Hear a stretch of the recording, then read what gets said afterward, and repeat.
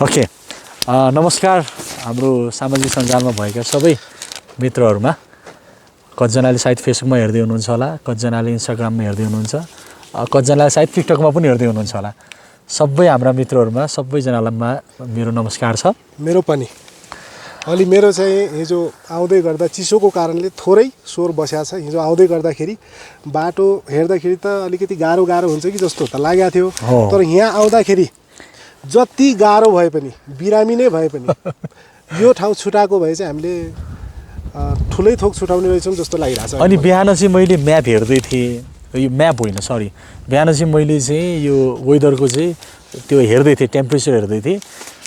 Weather चाहिँ ठ्याक्कै -15 -12 चाहिँ यहाँ चाहिँ डिग्री सेल्सियस रहेछ। र तपाईँहरू जतिजनाले यो सामाजिक सञ्जालबाट हेर्दै हुनुहुन्छ, अहिले हामी चाहिँ मनाङको पिसाङ भन्ने गाउँमा छौँ र यो गाउँ चाहिँ एकदम सुन्दर छ। आफैमा मनाङ पनि आफैमा सुन्दर छ है त।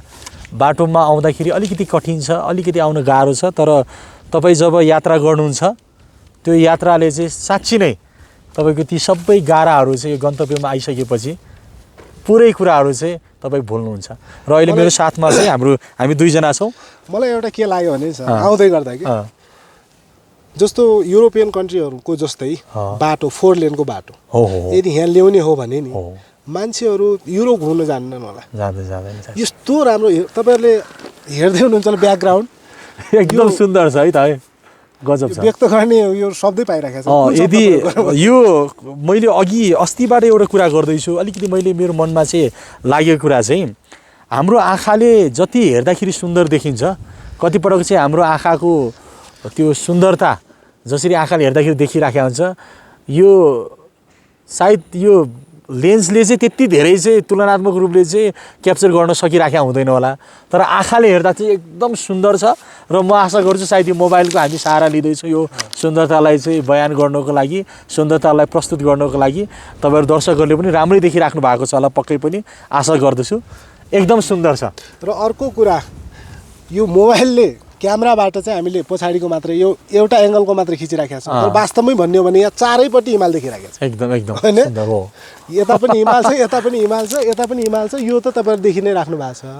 अहिले हामी देखाउला पनि चारैपट्टि हामी यात्रामै छौँ। अझ अगाडि जाँदै गर्दा कस्ता कस्ता दृश्यहरू देखिनु हामी सबै मोबाइलको क्यामेरामा कैद गरेर हजुरहरूलाई देखाउँ। अनि सर तपाईँ यहाँ आउँदै गर्दाखेरि कस्तो महसुस भयो? यो हाम्रो दर्शक मित्रहरूलाई चाहिँ म के भन्न चाहन्छु भनेपछि यो कपडातिर चाहिँ नजानु होला है। यो कपडा चाहिँ हाम्रो साह्रै फोहोर छ र यात्रा चाहिँ एकदम लामो थियो। हामी चाहिँ रुकुम र रोल्पाबाट काठमाडौँबाट चाहिँ खासाबाट फेरि लमजुङदेखि हामी यहाँ मनाङ आएको छौँ। यो एउटै यही कपडामा यही पहिरनमा हो। त्यसैले पहिरनमा भन्दा पनि बढी चाहिँ म तपाईँहरू सबै मित्रहरूलाई जोड दिन चाहन्छु कि वरिपरिको दृश्यलाई चाहिँ हेर्नुहोस्, प्रकृतिको सुन्दरतालाई हेर्नुहोस्। अनि कस्तो लाग्यो सर तपाईँलाई यो यात्रा? कतिको गजब लाग्यो? अनि वरिपरि हामीले सायद अब अहिले त भिडियो बनाउँदैछौँ होइन, अब सायद धेरै ठाउँमा हामी भिडियो बनाउन पाएनौँ। कस्तो लाग्यो तपाईँ समग्रमा भन्दाखेरि यो यात्रालाई कसरी व्याख्या गर्नुहुन्छ? अहिलेसम्म मैले 1 2 3 4वटा कन्ट्री, नेपाल सहित 5वटा नेपालका विभिन्न जिल्लाहरूमा म घुमिसकेको छु। र सबैभन्दा राम्रो आनन्द सुन्दर यही छ, मनाङ रहेछ। एउटा शब्द प्रयोग गर्ने हो भने त्यो शब्द चाहिँ अङ्ग्रेजीको शब्द सुपरक्यालिफ्रेजिलिस्टिक एक्सपियालिडोसिस भन्ने एउटा शब्द छ। एकदम सुन्दर, अति नै सुन्दर। त्यो शब्दले म चाहिँ व्याख्या गर्न चाहन्छु। अहिले तपाईँहरू जतिजना यहाँ हुनुहुन्छ सामाजिक सञ्जालमा हेर्दै हुनुहुन्छ, यो भिडियो सायद लामो हुन्छ होला, तैपनि म तपाईँहरूलाई अनुरोध गर्न चाहन्छु, यो तपाईँहरू जतिजना हेर्दै हुनुहुन्छ मनाङ चाहिँ एकपटक आउनुहोस्। मनाङ चाहिँ साँच्ची नै सुन्दर छ, एकदम धेरै सुन्दर छ। अघि हाम्रो शब्द सरले यो सुपरक्यालिफ्रेजिलिस्टिक यो शब्द जुन प्रयोग गर्नुभएको छ, यो जति शब्द छ योभन्दा पनि अझै सुन्दर चाहिँ छ, एकदम धेरै राम्रो छ। अनि तपाईँहरू सबैजनालाई म के अनुरोध गर्न चाहन्छु भने एकपटक आउने ठाउँ चाहिँ यो है।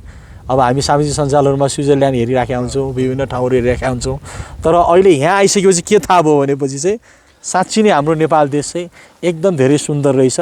तर अब आउँदाखेरि बाटो चाहिँ एकदम कठिन छ। अब सोचेको जस्तो सहज छैन, राम्रो छैन।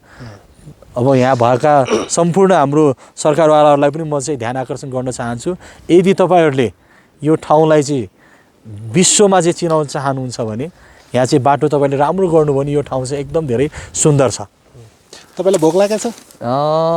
ठिकै छ, लागिराखेको छ, हल्का खानु त हल्का अलिकति हल्का खाइदिउँ न त, हल्का खाइदिउँ, ठिक छ।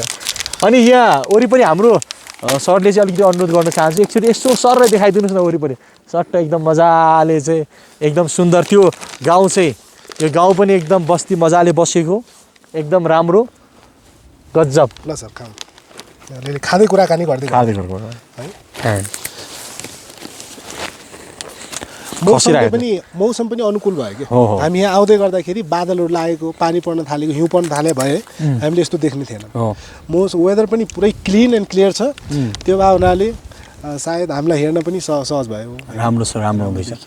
हिजो हामी बेलुका चाहिँ अप्पर मनाङसम्म चाहिँ नपुगौँ कि क्या हो भन्ने खालको विचार चाहिँ आउँदै थियो, तर जब यात्रा गरियो, यो यात्राले चाहिँ कथाले माग्यो भने जस्तै चाहिँ यो यात्राले चाहिँ अप्पर मनाङ पनि एकचोटि जाऊँ न त भन्ने चाहिँ मनमा आइराखेको छ। एकदम धेरै सुन्दर छ। तर एक खालको जुन जाडो जाडो भनेर हाउगुजी थियो नि, जाडो हाउगुजी, त्यो चाहिँ मलाई अहिले चाहिँ फिल भइरहेछ। म छन त यो कोल्ड लागिरहेछ, चिसो रुगा लागिरहेको छ, तर पनि त्यति मैले जाडोलाई मैले मतलब गरेको छैन खासमा यो दृश्य हेर्दै गर्दा के। ल ठिक छ, तपाईँहरू जतिजना सामाजिक सञ्जालमा हेर्दै हुनुहुन्छ, मैले फेरि पनि भने, यदि तपाईँ साँच्ची नै घुम्न मन पराउनुहुन्छ, प्रकृतिको सुन्दरतामा रमाउन मन पराउनुहुन्छ भने तपाईँको लागि चाहिँ मनाङ चाहिँ एउटा गन्तव्य हो। यो मनाङ चाहिँ साँच्ची नै सुन्दर छ र तपाईँहरू सबैजनालाई म यो फेसबुक मार्फतबाट, टिकटक मार्फतबाट, इन्स्टाग्राम, त्यो सबै सामाजिक सञ्जाल जहाँ पनि छ, यो सबै प्लेटफर्मबाट चाहिँ म निमन्त्रणा गर्न चाहन्छु। तपाईँहरू सबैजना चाहिँ एकपटक आइदिनु होला। Thank you. हस्, धन्यवाद।